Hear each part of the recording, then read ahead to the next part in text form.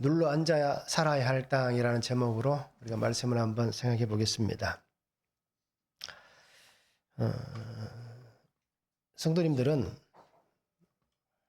내가 걸어가고 있는 이 삶의 길이 올바르게 가고 있다라고 생각하십니까? 아니면 내가 가는 이 길이 잘못된 길이다. 아니면 정 코스에서 벗어나 있는 이탈한 길이다. 어떻게 생각하십니까? 우리는 인생의 길을 올바르게 걸어가야 되는데 가끔씩 보면 이탈할 때가 있을 거예요. 그런데 빨리 돌이켜서 다시 그 길로 돌아와야 되는데 돌아오지 못하면 결국은 어떻게 될까요? 결국에는 자기가 살아온 삶대로 그 심판의 자리에 분명히 서게 될 것입니다. 마라톤에서 있었던 실제 얘기입니다. 2013년도 영국에서 마라톤 대회가 있었습니다. 그런데 그 대회에서 무려 5,000명이 실격을 당합니다. 그러니까 한 마라톤 대회가 그냥 끝나버린 거예요. 이유를 보니까 5,000명이 실격당한 이유가 참 기가 막힙니다. 자, 1위와 2위, 3위가 이렇게 있잖아요. 마라톤 달리다 보면 그 실력에 따라서 컨디션에 따라서 이렇게 순서가 정해집니다. 어느 정도. 그런데 1위를 달리는 사람과 2위, 3위 간의 격차가 굉장히 많이 난 거예요. 그래서 1위는 아무 문제 없이 코스대로 달렸습니다. 그런데 그 다음 따라오던 2위와 3위 그 그룹의 사람들이 자기들이 뛰어온 그 길이 다른 길일 것이다라고 생각하지 못한 거예요. 그리고는 의심 없이 그냥 그 길을 달린 거예요. 그런데 그 뒤를 따라오던 5,000명이나 되는 사람들이 다 실격을 당했습니다. 그 이유가 정해진 규정 코스보다 이탈한 코스로 뛴 264m 정도가 짧은 거예요. 그러니까 한 코스로 달려야 되는데 중간에 잠깐 길이 약간 어긋난 거예요. 그러니 그 뒤를 따라가던 모든 사람들이 의심 없이 앞에 선수가 달려가니까 의심 없이 그냥 다 그리 간 거예요.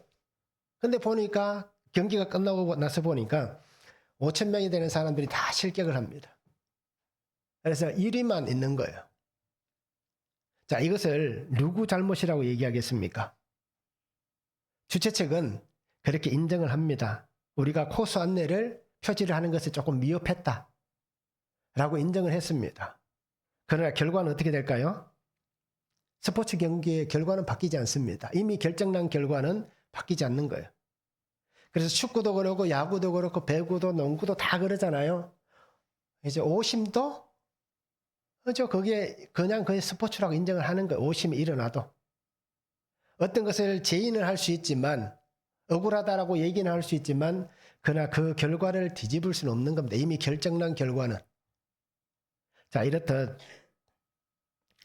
우리가 달려가는 이 인생의 마라톤을 지금 달려가고 있습니다.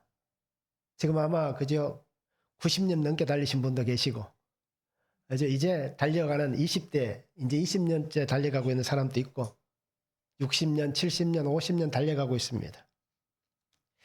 자, 우리가 살아가는 이 인생의 길에 수없이 많은 일들이 일어나요. 코스를 이탈할 만큼 수없이 많은 일들이 일어납니다. 사람들의 방해가 있고요. 가끔씩은 엉뚱한 길로 가기도 하고요. 질병이 우리를 찾아올 수도 있고 실패가 올 수도 있고 또 사람들 간의 아픔이 있을 수도 있고 수없이 많은 일들이 우리가 걸어가고 또는 뛰어가는 이 마라톤 같은 인생 속에 펼쳐집니다. 그런데 우리가 무엇을 바라보고 뛰어가야 할까요? 잘못 가면 그죠? 5,000명이 실격당하듯이 우리가 그 인생이 될 수도 있는 거예요. 그래서 우리는 나와 함께 이 길을 걸어가고 계시는 예수 그리스도, 믿음의 주요 온전하게 하시는 예수님, 그 주님만 바라보고 우리가 이 길을 걸어갈 수 있고 뛰어갈 수 있기를 바랍니다. 그래서 십자가의 길, 십자가만을 길로 놓고 갈 수 있는, 그러면 그 십자가의 길은 어떻습니까? 좁은 길도 있고 험한 길도 있고, 그죠? 내가 감당할 수 없는 그 길도 분명히 있을 거예요. 그러다 하더라도 조금 쉽고 편한 길로 쫓아가는 게 아니라 주님의 말씀대로 주님만 바라보고 주님이 가신 그 길을 우리가 끝까지 잘 따라가면 1등에게만 상을 주는 게 아닙니다. 세상의 스포츠는 1등부터 3등까지만 상을 주지만 하나님의 나라에 들어가는 모든 사람에게는 1등이든 꼴등이든 상관없는 겁니다. 1등 하는 이유는 뭘까요? 내가 조금 더 일찍 태어나서 일찍 죽으니까 1등이 되는 거예요. 그죠? 그 다음은 다 똑같은 거예요. 그래서 모든 사람들에게 동일한 상을 주시는 거예요. 그리고 이 상을 받기 위해서 바울의 고백같이, 그죠? 운동장에서 열심히 달려갈 수 있는, 코스대로 달려갈 수 있고 주님만 바라보고 달려갈 수 있는 그런 시간들이 되면 참 좋겠습니다. 그래서 이 12월을 보내시면서 정말 우리가 예수님 안에서 예수님을 잘 묵상하시면서 그런 시간들을 보내기를 바랍니다. 자, 오늘 말씀을 보면 남은 자들이 하나님의 뜻을 구합니다. 그래서 예레미야에게 하나님께 기도해 달라라고 요청하는 거예요. 그 요청을 듣고 예레미야가 기도한데 11일 후에, 그죠? 말씀이 예레미야에게 임합니다. 그러면서 하나님께서는 백성들에게 얘기합니다. 이 땅에 머무르면 내가 너희를 보호하겠다. 다시 세워주겠다라고 말씀합니다. 그런데 만약 너희들이 생각하고 계획하는 대로 애굽 땅으로 들어가면 잘못될 것이다. 라고 그렇게 오늘 말씀을 하고 있습니다. 자, 그러면 우리가 살아가야 할 땅이 있습니다. 이제 눌러 앉아 살아야 할 땅. 우리는 어느 곳에 살아야 되느냐? 첫 번째는 말씀을 듣고 말씀을 구하고 말씀을 기다리는 그러한 삶의 자리에서 우리가 살아야 한다라는 것입니다. 1절에서 6절입니다. 이에 모든 군대의 지휘관과 가레야의 아들 요하난과 호사야의 아들 여사냐와 백성의 낮은 자로부터 높은 자까지 다 나와 선지자 예레미야에게 이르되 당신은 우리의 탄원을 듣고 이 남아있는 모든 자를 위하여 당신의 하나님 여호와께 기도해 주소서. 당신이 보는 바와 같이 우리는 많은 사람 중에서 남은 적은 무리이니 당신의 하나님 여호와께서 우리가 마땅히 갈 길과 할 일을 보이시기를 원하나이다. 선지자 예레미야가 그들에게 이르되 내가 너희 말을 들었은즉 너희 말대로 너희 하나님 여호와께 기도하고 물은 여호와께서 너희에게 응답하시는 것을 숨김없이 너희에게 말하리라. 그들이 예레미야에게 이르되 우리가 당신의 하나님 여호와께서 당신을 보내사 우리에게 이르시는 모든 말씀대로 행하리이다. 여호와께서 우리 가운데 진실하고 성실한 증인이 되시옵소서. 우리가 당신을 우리 하나님 여호와께 보내면 그의 목소리가 우리에게 좋든지 좋지 않든지를 막론하고 순종하려 함이라. 우리가 우리 하나님 여호와의 목소리를 순종하면 우리에게 복이 있으리다 라고 저들은 고백합니다. 자, 유다의 남은 자들, 나라가 망했잖아요. 포로로 다 잡혀가고 뭐 실력 있는 사람들은, 멀쩡한 사람들은 다 잡혀가고 그냥 보잘것없는 사람들, 어떻게 보면 천민들, 노예들, 이런 사람들만 남아있는 거예요. 자, 이 남은 자들이 예레미야에게 얘기합니다. 하나님께 우리의 탄원을 좀 말해줬으면 좋겠다. 당신이 하나님께 우리를 위해서 기도해 줬으면 좋겠다라고 얘기합니다. 그래서 당신의 하나님께서 우리가 마땅히 갈 길, 당신의 하나님께서 우리가 마땅히 할 일, 이것을 우리에게 보여주시기를 원한다 라고 그렇게 요청을 하는 거예요. 자, 오늘 이 말씀에서 한번 보시기 바랍니다. 당신의 하나님이라고 표현합니다. 그죠? 당신의 하나님. 그래서 당신의 하나님께서 우리에게 이루시는 모든 말씀대로 우리가 행하겠다. 좋은 일이든 나쁜 일이든 그냥 순종하겠다. 그러면서 그들은 얘기합니다. 우리가 하나님의 소리에 순종하면, 하나님의 목소리를 순종하면 우리에게 복이 될 것이다. 그래서 당신이 하나님께 구해달라라고 얘기하면서 우리가 하나님의 소리를 듣고 그대로 하면 우리에게 복이 있을 것이다. 이게 어떤 얘기일까요? 기복적인 신앙을 얘기하는 거예요. 우리도 마찬가지잖아요. 말씀이 중요한 게 아니라 하나님 앞에 복 받는 게 중요한 겁니다. 이게 기복적 신앙인 거예요. 그래서 오늘날 우리 교회 안에 샤머니즘에 너무 많이 들어가 있잖아요. 우리 유교 성리학 같은 거, 또 불교들 이런 것들이 다 짬뽕이 되어 있는 거예요, 교회 안에. 그러면서 그냥 복받기 위해서 그렇게 교회를 출입하는 사람들이 참 많다라는 겁니다. 기복적 신앙으로 살고 싶다는 겁니다. 말씀이 아니라 그냥 복만 받고 누리면 좋겠다라고 얘기하는 거예요. 자, 이들에게 분명히 하나님이 말씀하는 것들 우리가 잘 생각해 보시고 오늘 나에게는 무엇을 말씀하시는지 한번 들어보시기 바랍니다. 자, 오늘 성경에 보면 요하난이라고 나옵니다. 어떻게 보면 지금 그다랴가 죽고 이스마엘은 도망갔잖아요. 그러니 어떻게 보면 지도자라고 얘기할 수 있는 사람인 거예요.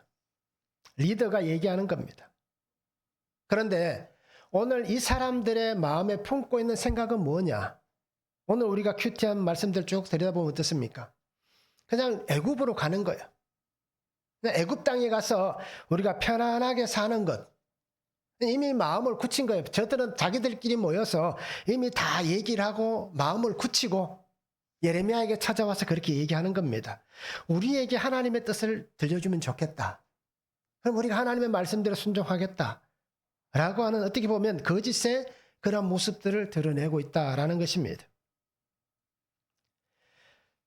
하나님의 뜻대로 어떻게 보면 되어지는 것을 따라가고 싶다라는 게 아닌 거예요.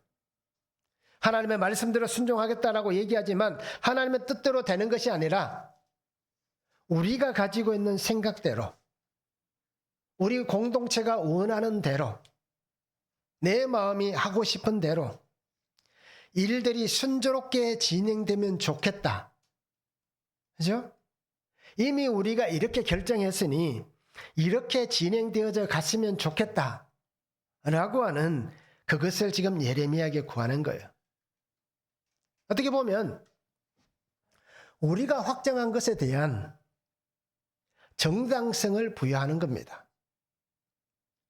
우리가 애굽으로 가는 이 모든 것을 결정했으니 하나님께 물어서 우리가 이것을 원하지만 하나님의 뜻대로 순종하겠다라는 그것을 물음을 통해서 하나님께서 우리에게도 그래 애굽으로 가라. 너희가 원하는 대로 하라. 라고 하는 하나님의 이름을 가지고 정당화시키려고 하는 그들의 마음을 보여주고 있는 겁니다. 자, 이렇게 우리도 똑같이 살고 있다라는 겁니다. 이미 내가 마음을 정해놓고, 그죠? 확정한 다음에, 그래서 우리가 다윗의 기도를 좋아하잖아요. 내 마음이 확정되고 확정되어서오니, 그죠? 늘 그렇게 얘기하잖아요. 하나님, 나는 이렇게 정했습니다. 그러니 하나님께서도 이렇게 해주시지 않을까요? 라고 우리가 하나님의 뜻을 구하는 것 같지만 결국 하나님 앞에 통보하는 기도를 하잖아요. 그러니 응답이 없는 겁니다. 하나님 어떤 말씀이든지 우리는 순종하겠다라고 얘기하지만 실제는 그럴까요? 그렇지 않잖아요. 이미 자신들의 마음에 확정된 대로 하나님께서 응답하시지 않으면 우리는 그렇게 하지 않는다라는 겁니다. 그래서 오늘 이들의 말은 신뢰성이 없는 말들인 것입니다. 하나님의 말씀을 듣고 말씀을 구하고 말씀을 기다리는 사람들이라면 말씀에 다른 생각과 다른 마음을 품지 않습니다. 내가 사랑하는 사람이 있으면 그죠? 그 사랑하는 사람을 향한 마음이 있지. 내가 사랑하는 사람이 있음에도 불구하고 다른 사람을 향한 또 다른 마음이 생긴다면 이건 문제가 있는 거잖아요. 바로 하나님을 향하여서도 그런 겁니다. 말씀을 듣고 구하고 기다린 사람이라면 하나님을 향한 마음만 있어야 되는데 다른 마음을 품는다면 그것은 하나님을 향한 마음이 아니다라는 거예요. 잠언 24장 12절에 보면 내가 말하기를 나는 그것을 알지 못하였노라 할지라도 마음을 저울질하시는 이가 어찌 통찰하지 못하시겠으며 내 영혼을 지키시는 이가 어찌 알지 못하시겠느냐. 그가 각 사람의 행위대로 보응하시리라. 하나님이 모르시겠느냐라는 겁니다. 하나님은 알고 계시는 거예요. 그러면서도 우리는 하나님 앞에 이런 모습으로 살고 있다라는 겁니다. 오늘 백성들은 예레미야에게 당신의 하나님이라는 표현을 썼습니다. 근데 예레미야는 어떻게 표현합니까? 그래, 나의 하나님이라고 얘기하지 않습니다. 너희의 하나님이라고 표현합니다. 그들은 당신의 하나님이라고 얘기하지만 예레미야는 너희의 하나님이시다. 나의 하나님이 아니라 너희의 하나님이다라는 거예요. 이렇듯 우리가 말씀을 듣고 구하고 기다리는 사람은 하나님께서 나의 하나님이 되어야 되는 겁니다. 우리가 가장 크게 오해하는 것들이 바로 이런 거예요. 그죠? 가정에서나 부모 자녀 관계에서나 형제들 관계에서나 또는 동료들 관계에서나 가끔씩 그런 일들이 있을 거예요. 그죠? 같이 우리의 하나님이 돼야 되는데 그냥 나의 하나님만 되는 거예요. 자녀들은 부모의 하나님이고, 그죠? 남편은 아내의 하나님이고, 아내는 남편의 하나님. 이렇게 분리가 되는 거예요. 그러면서 그죠? 그 속에 신앙이 없는 사람들을 우리가 볼 수 있는 겁니다. 그리고 오늘 우리가 분명히 기억하시기 바랍니다. 나의 하나님이 되어야 말씀이 들리고, 나의 하나님이 되어야 말씀대로 순종하며 살 수가 있는 겁니다. 그래서 내가 살고 있는 이 땅에서, 그죠? 말씀을 듣고 구하고 기다리는 삶의 자리가 되려면 나의 하나님이 돼야 되는 거예요. 오늘 이 유다의 남은 자들은 어떻습니까? 이미 발을 뺐어요. 그죠? 이미 발을 빼고 있는 거예요. 그러면서 자신들의 생각과 자신들의 마음은 우리가 하나님을 향하여 있다. 하나님의 말씀대로 하겠다라고 얘기하는 겁니다. 이미 다른 곳에 가 있으면서도 그렇게 표현을 하고 있는 거예요. 우리 성도님들이 나의 하나님께 구하시겠습니까? 당신의 하나님께 구하시겠습니까? 나에게 말씀하시는 나의 주님의 음성을 들으시기 바랍니다. 그래서 말씀대로 순종하고 말씀대로 약속의 은혜를 붙잡고 말씀대로 살아가는 그러한 삶이 되었으면 참 좋겠습니다. 한번 적용해 보시기 바랍니다. 하나님의 뜻을 구하며 살고 있습니까? 어떻습니까? 하나님께 묻고 하나님의 뜻을 구하고 그렇게 살아가고 있습니까? 내 뜻을 정하여 놓고 하나님께 결제만 해달라고 기도하지는 않습니까? 이제 하나님의 뜻을 묻고 살아가는데 그런데도 내 뜻을 정해놓고 하나님께는 하나님 결제만 해주세요 라고 하는 기도를 우리가 하고 있지는 않는지 한번 적용해 보시면 좋겠습니다. 나는 믿음으로 구합니까? 믿음으로 기다립니까? 어떻습니까? 믿음으로 구하고 믿음으로 기다리십니까? 아니면 내가 원하는 대로 하고 있습니까? 어떻습니까? 한번 잘 적용해 보시면 좋겠습니다.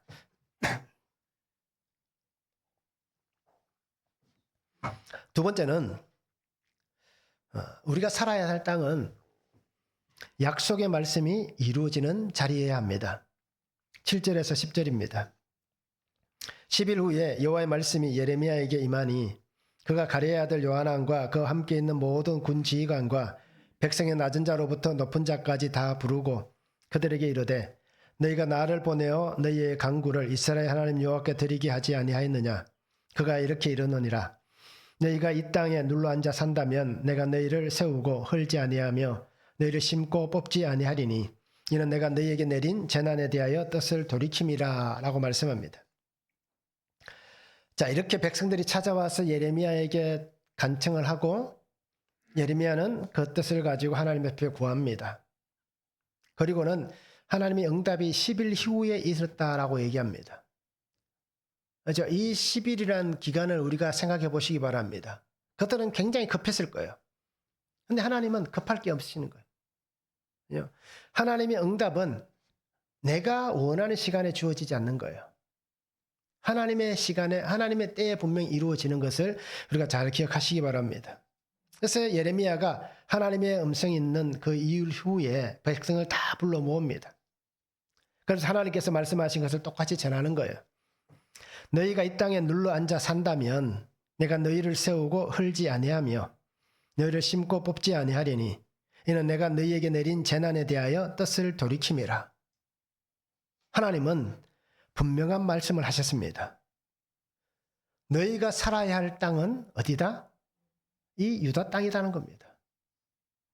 너희가 살기 위해서 가야 할 곳이 애굽이 아니라 바로 여기, 이곳이 너희가 살 땅이다 라고 말씀을 하시는 거예요. 이 말씀은 하나님께서 분명히 하시는 뜻입니다. 내가 내린 재난에 대하여 뜻을 돌이킴이라. 백성들을 향해서 하나님께서 멸망이다. 그죠? 내가 너희를 다 죽이겠다.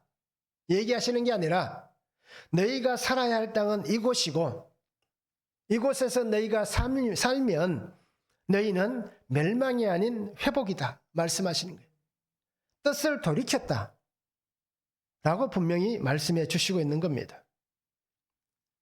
그래서 너희가 나의 이 말을 듣고 순종하며 이곳에서 너희가 산다면 내가 너희를 세워주겠다라고 얘기합니다.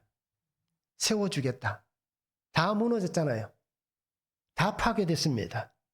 아무것도 없는 땅에 하나님이 다시 새롭게 건설해 가겠다라고 하시는 말씀인 것입니다. 바벨론이라는 나라에 붙잡혀서 모두가 사로잡혀갖고 말씀대로 하나님이 선포하셨듯이 그 시간 70년이라는 시간이 차고 나면 분명히 하나님의 시간이 올 것이다 라는 겁니다. 그러게 너희는 하나님께서 그 진노를 거치고 다시 회복시키실 그 은혜를 붙잡고 하나님의 뜻 안에서 돌이키실 그 약속의 은혜 안에 이곳에서 살아야 된다 라고 하는 말씀을 분명히 주시고 있는 것입니다.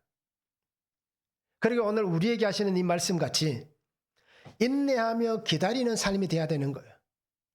지금 당장 눈에 보이는 것 없고 들리는 것 없고 황폐한 이 땅이지만 하나님께서 약속하신 그 약속을 기다리고 인내하면서 그 말씀을 끝까지 듣고 살아가는 그런 삶의 자리가 분명히 되어야 한다라는 것입니다. 그래서 내가 이 삶의 자리에서 어떤 말씀을 들어야 되느냐? 하나님께서 내게 무엇을 말씀하시느냐?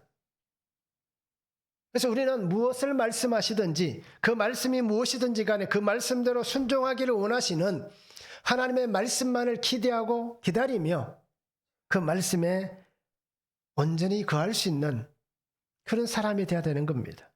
그냥 형식적으로 하나님 제가 말씀대로 살겠습니다가 아니라 오늘 내게 주시는 이 말씀대로 내가 이 말씀을 붙잡고 살아가겠습니다 라고 하는 진실된 삶의 고백이 분명히 있어야 되는 겁니다. 우리는 수없이 많은 사건과 시간들 속에 살아갑니다. 그 시간과 사건 속에서 때로는 실패가 있을 수도 있고요. 그죠? 좌절할 때도 있잖아요. 때로는 건강에 굉장히 치명타를 입을 수도 있고요. 그런 실패와 또 좌절과 고통 속에서 세상은 어떻게 얘기합니까? 세상 사람들은 자존감이 무너지면, 자존심이 무너지면 극단적인 선택을 합니다. 그 극단적인 선택 중에 한 가지가 뭡니까? 자살인 거예요. 우리가 알듯이 성경에 나와 있는 말씀을 잘 보시기 바랍니다. 하나님이 주신 그 생명을 스스로 해하는 자는 구원의 자격이 없습니다. 누구에게도 그렇게 당당하게 말씀하시기 바랍니다. 자살은 하나님과의 관계를 깨어버리는 겁니다. 그래서 자살한 사람이 구원을 받는다. 그건 거짓말인 거예요. 그러게 오늘 우리가 분명히 보시기 바랍니다. 세상은 그렇게 만들어가는 거예요. 그래서 어떤 힘들고 어렵고 아픈 일이 있어도 자살하면 안 되는 거예요. 왜요? 살아있어야 뭔가를 해결해 주시는 은혜를 누릴 수 있는 겁니다. 근데 세상은 자존심이 깨어지고 자존감이 무너지면 다 그냥 극단적으로 이렇게 자살하면서 극단적인 선택을 해버리는 겁니다. 왜요? 그러면 자기 혼자 사라지면, 그죠? 가족은 괜찮겠지라고 생각하는 거예요. 다른 환경은 괜찮아지겠지라고 얘기하는 거예요. 근데 우리가 알듯이 가족들이 편안하게 살겠습니까? 그 환경이 깨끗해지겠습니까? 그렇지 않다는 거예요.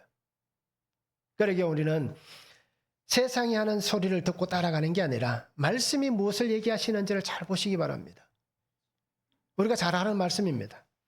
에스겔 16장 6절 말씀 보면 내가 내 곁으로 지나갈 때에 내가 피투성이가 되어 발짓하는 것을 보고 내게 이르기를 너는 피투성이라도 살아있으라. 다시 이르기를 너는 피투성이라도 살아있으라. 말씀은 우리에게 얘기하는 거예요. 피투성이가 돼도 좋다. 그런데 살아있어야 한다라고 얘기하는 거예요. 세상은 극단적인 것을 쫓아가도록 만들지만 하나님은 그래 그 자리에 그렇게 힘들고 어렵고 그죠? 다 잃어버리는 상황이라 할지라도 살아있으라라고 얘기하시는 거예요. 왜요? 우리의 인생은 이 땅에서 사는 100년이 끝이 아니기 때문입니다. 우리가 육체를 가지고 사는 이 시간은 그냥 한정의 시간인 거예요. 100년이라는 한시적인 거예요. 우리가 살아가야 될 시간은 죽음 이후의 시간이 영원한 시간인 그 시간을 살아가야 되는 거예요. 그런데 그 잠시의 피투성이를 견디지 못해서 죽어버린다면 영원의 시간을 잃어버리는 거예요. 예수님의 십자가의 그 보혈의 은혜를 빼앗겨버리는 거예요. 그리고 오늘 성도님들이 내가 살아가는 이 삶의 자리에서 힘든 일도 많을 거예요. 어려운 일도 많을 거예요. 그러나 그래도 살아있어야 되는 거예요. 하나님이 내게 주시는 은혜가 있기 때문에 그래도 살아있어야 되는 거예요. 왜 우리가 베드로와 가룟 유다를 놓고 얘기하면서 그죠? 베드로가 되라고 합니까? 똑같이 예수님 앞에서 그죠? 세상 속에서 똑같이 실패한 인생이잖아요. 똑같이 예수님을 모른다고 팔았잖아요. 그런데 한 사람은 살아있으니 은혜가 임하는 것이고 한 사람은 극단적인 선택을 해버리니 끝나버린 겁니다. 우리가 살아가야 할 삶은 바로 그겁니다. 나의 삶의 자리는 말씀이 이루어지는 삶의 자리가 돼야 되는 거예요. 그것이 바로 하나님께서 나를 이 땅에 보내신 삶의 이유인 것입니다. 이 자리를 잃어버리지 마시기 바랍니다. 사탄에게 이 자리를 빼앗기지 마시기 바랍니다. 끝까지 약속의 말씀을 붙잡고 살아내어서 하나님께서 이루어 가신 은혜들을 보시기 바랍니다. 그러면서 감사할 수 있고 또 영광을 올려드릴 수 있는 그런 삶을 우리가 함께 살았으면 좋겠습니다. 한번 적용해 보시기 바랍니다. 나의 삶의 자리, 나의 삶의 환경은 하나님께서 허락하신 자리다라는 것을 인정하십니까? 내 인생 자체는 하나님께서 인정하시는 자리다, 삶이다 라는 것을 인정하시는지 한번 적용해 보시고요. 그러니까 결국 하나님을 인정하는 삶인가라는 겁니다. 한번 적용해 보시면 좋겠습니다. 나는 나의 주님을 신뢰하십니까? 약속의 말씀이 이루어질 그때를 믿음으로 기다리고 있습니까? 약속의 말씀이 이루어질 그때를 정말 진심으로 기다리고 있는지 우리가 한번 적용해 보시길 바랍니다.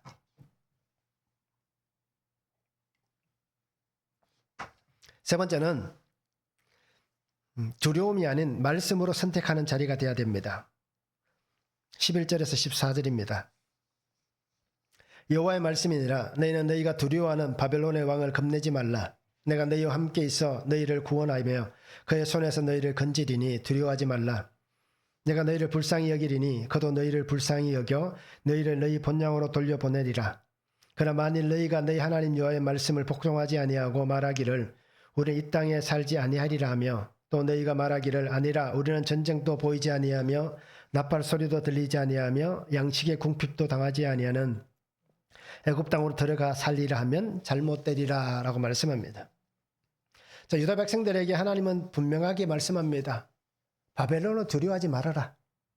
그죠? 겁내지 말라라고 얘기합니다. 내가 너희와 함께 있는데 너희가 그것을 두려워할 필요가 없다. 겁낼 필요가 없다. 내가 너희를 건지겠다. 너희를 구원하겠다. 말씀합니다. 그래서 너희를 불쌍히 여기는 같이 그죠? 그들이 너희를 불쌍히 여겨서 결국 너희를 본향으로 돌려보낼 것이다 라고 얘기합니다. 그런데 만약에 하나님의 말씀을 듣고도 복종하지 아니하고 우리는 이 땅에 살지 않겠다. 전쟁도 보이지 않고 나팔 소리도 들리지 않고 양식의 궁핍도 당하지 않는 애굽 땅으로 들어가 살리라 라고 한다면 잘못될 것이다 라고 분명히 말씀해 주시고 있습니다. 자, 하나님의 단호하심을 보여줍니다. 출애굽기 33장 19절에 보면 여호와께서 이르시되 내가 내 모든 선한 것을 내 앞으로 지나가게 하고 여호와의 이름을 내 앞에 선포하리라. 나는 은혜 베풀 자에게 은혜를 베풀고 긍휼히 여길 자에게 긍휼을 베푸느니라 라고 말씀합니다. 자, 하나님은 은혜 베풀 자, 긍휼을 베풀 자에게는 내가 베풀겠다. 모세에게 이렇게 약속하신 거예요. 이건 모세에게 하신 약속은 이스라엘 전체에게 하신 약속이잖아요. 그리고 오늘 우리에게도 똑같이 이 말씀으로 약속하시고 계십니다. 그래서 살아가는 삶의 자리에서 두려워하지 말아라. 겁내지 말아라. 내가 구원하겠다. 내가 너희를 불쌍히 여겨서 다시 돌아가게 하겠다. 라고 약속의 말씀을 분명히 주시고 있습니다. 그래서 어떤 문제 앞에서든지 쉽게 판단하고 쉽게 결정하지 말아라 라고 얘기하시는 거예요. 너희 생각대로 판단하고 너희 생각대로 결정하지 말아라. 그렇게 말씀하시고 있습니다. 그런데 오늘 남은 자들은 어떻게 생각하고 판단합니까? 그냥 자신들의 선택을 따라가는 거예요. 전쟁이 없으면 좋겠다라는 거예요. 자, 그들이 얼마나 고통했는지 보여주는 거예요. 우리가 사는 삶이 얼마나 고통인지를 얘기하고 있습니다. 전쟁이 없었으면 좋겠다. 이제 나팔 소리는 듣고 싶지 않다는 거예요. 그렇죠? 끊임없이 들려오는 그 나팔 소리, 전쟁의 나팔 소리, 공포의 소리. 우리가 이 소리를 경험해보지 않아서 모르시지만 저도 잘 몰라요. 그죠? 그 나팔 소리, 그 사이렌 소리가 얼마나 두렵고 무서운지를 몰라요. 왜요? 그런 전쟁을 경험해보지 못했으니까. 죽음의 소리가 끊임없이 들리잖아요. 울부짖는 자의 소리가 끊임없이 고통의 소리가 들립니다. 그래서 그들은 얘기하는 거예요. 전쟁이 없으면 좋겠다. 나팔 소리가 이제 안 들렸으면 좋겠다. 더 이상 듣고 싶지 않다는 겁니다. 그래서 우리가 애굽으로 가려고 하는 이유가 뭐냐? 그 애굽으로 가면 정말 편안할 것이다. 이 가나안 땅에 있으면서 적과 꿀이 흐르는 땅이 은혜 안에 살았지만 이 멸망 때가 됐을 때 어떻습니까? 먹을 것이 없는. 실제로 그런 일을 경험했잖아. 유다 성에 그죠? 예루살렘 성에 갇혀서 먹을 것이 없는, 자식을 잡아먹어야 되는, 정말 그 고통 속에 갇혀서 살았던 그들이기에 애굽 땅에 가서 양식이 끊임없이 우리에게 주어지는 그런 삶을 살았으면 좋겠다. 그 다리를 통해서 하나님이 하신 말씀이 뭐예요? 여름 과일을 모으라. 그죠? 기름을 준비하라.